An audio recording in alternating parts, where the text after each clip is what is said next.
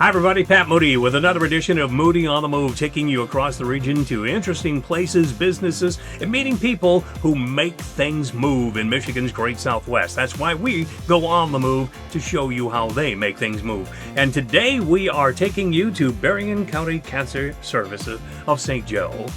Moody on the Move is made possible by our friends at Campbell Ford and Niles, where they promise the best bottom line is always at the state line. You can also watch again anytime online at moodyonthemove.com. I feel like they have been my guardian angels and kept me alive. Just the company, to talk to me, to see, your depression and your anxiety go sky high. I would have been gone almost 20 years ago, and I wouldn't go anywhere else.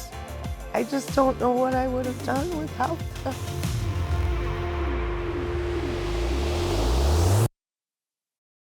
We're joined today here at Berrien County Cancer Service by Tyanna Essig, who is leading the team at Berrien County Cancer.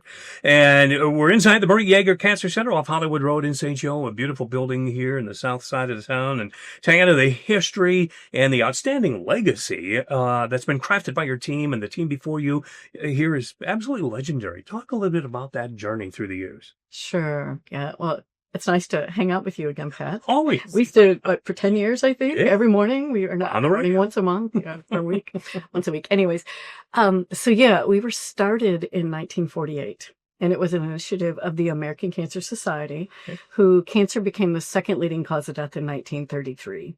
And they didn't know what caused it. They didn't know how to treat it. They didn't really know much about it. So by 1948, they were getting desperate, and cancer was causing isolation, and it was causing fear and all kinds of things. So what they did is they sent a nurse into homes to try to alleviate some of this fear and help calm people. And so our founding nurse was Olive Colcord. She started in the Niles area. And she would take her little 8mm camera and go into homes, and she'd show these little videos, or I guess not, they weren't videos, they were movies, home movies Sure. of cancer. And it was like kind of Pac-Man, like the cancer's eating your cells, and vice versa, the medicine and eating the cancer. And so she went in and took those. She also administered nursing care and gave supplies and different things like that.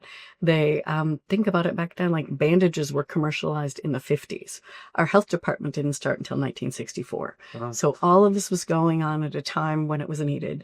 And they were collecting sheets and pillowcases from people, like old sheets and pillowcases. And then the churches and the home ec clubs were sewing them together, and then she'd deliver these bandages. We have we got newspaper articles that show she delivered like 100,000 of these a year to people. So she was a very busy lady. And eventually, everything moved to St. Joe. The offices here, we still have care. Actually, Niles is our busiest area.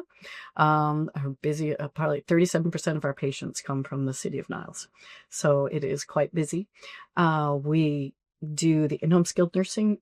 Nancy Church, who was the director prior to me, did a fabulous job of grant writing, and she was able to garner a lot of really nice medical equipment. So we have a resource locker filled with medical equipment for people to use, and we even allow non-cancer patients to use items for up to 3 months. So we are supported by the community, and we loan those to them. Outstanding. Well, as you march into a new era here, your board and leadership have been working on your mission and kind of angling toward a goal of a community of strength, resilience, and solace for cancer patients. How do you see that unfolding for the community going forward? So what we're trying to do, cancer is devastating. It devastates your finances, it devastates your body, and then your brain.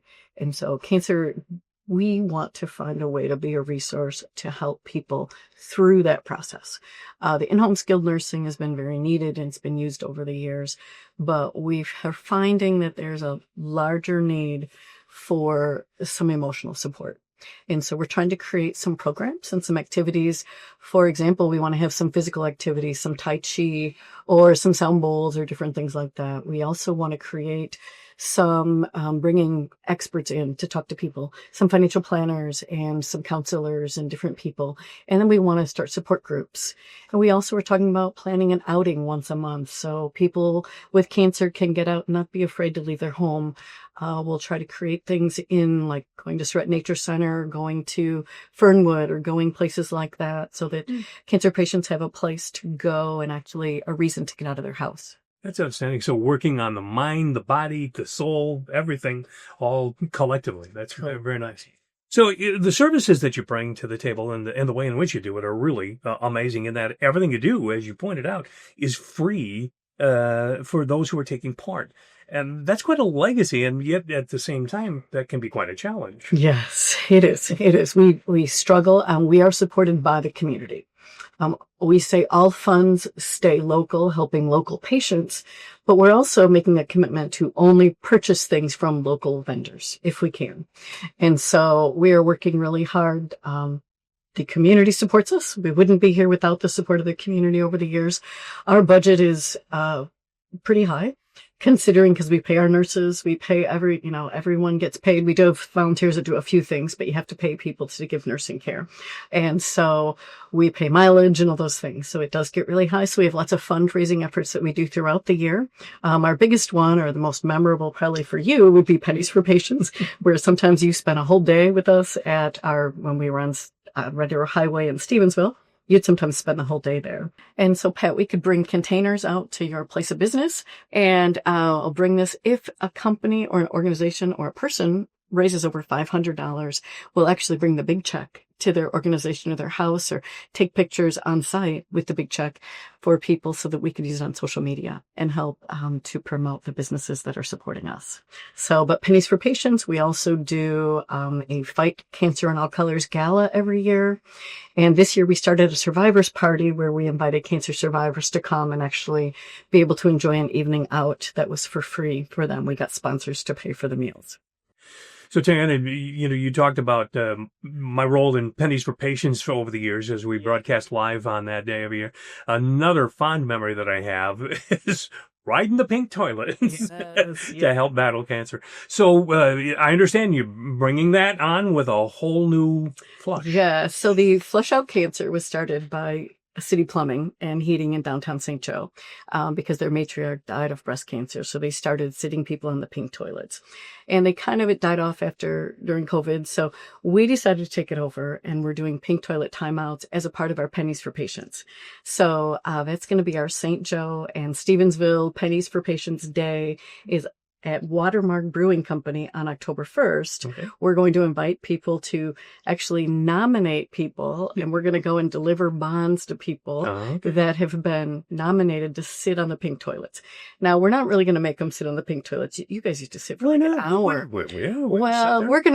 I've had a lot of people don't want to sit on the toilet. So, but it's okay. We're going to find a way to make it work. They can bring their money and put it in the toilet or something like that. Sure. It's going to be a really fun event, but we're just hoping that people can in St. Joe, Stevensville, and Baroda, and just all across the county, if they would start raising money and then come to Watermark on October 1st and bring their money for the pink toilets. There you go. So it's going to be our pink toilet timeouts at Watermark, and it's also our Pennies for Patients Day. Go. So you come and make a deposit at Watermark. Yeah, there you go. There you go. And also, if you do sit on the pink toilet, you get a free drink. Well, so there you go. Watermark kicks those in for us. So automatic recycling, right? Yes, there you go. Well, the impact that Berrien County Cancer Service has all across the region is really quite stunning when you stop to think about it, especially in light of the free nature of the programming. Talk a little bit about that amazing reach that you have across the region. Yeah, so we are Berrien County, so we try to focus on Berrien County more because of mileage than anything else. When we do we're talking about offering some online support groups, and that doesn't have to be in Berrien County, but because of paying mileage, it does get tough to keep. So we try to stay focused in the Berrien County area.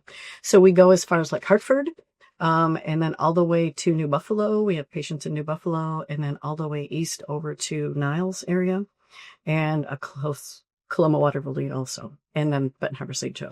Excellent. Well, folks, whether you give a penny or several thousand pennies, Your personal power to make a difference in Michigan's Great Southwest is more critical than ever.